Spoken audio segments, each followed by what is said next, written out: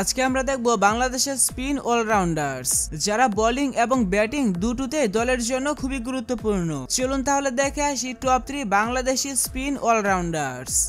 Number 3 Musaddek Hossain. Musaddek handily spin bowlers এবং explosive batsman. Pressure সিচুয়েশনে তিনি ম্যাচ উইনিং ইনিংস এবং ক্রুশিয়াল উইকেট সব মিলিয়ে তিনি রাইজিং স্টার। কনসিস্টেন্সি এবং talent unmatched. Number 2 Mehedi Hasan Miraz. Off spin এবং lower middle order batting. Clutch সিচুয়েশনে ম্যাচ চেঞ্জিং ইনিংস তৈরি করতে পারে। প্রেসার ম্যাচে টিম সাপোর্ট করার সক্ষমতা রাখেন তিনি।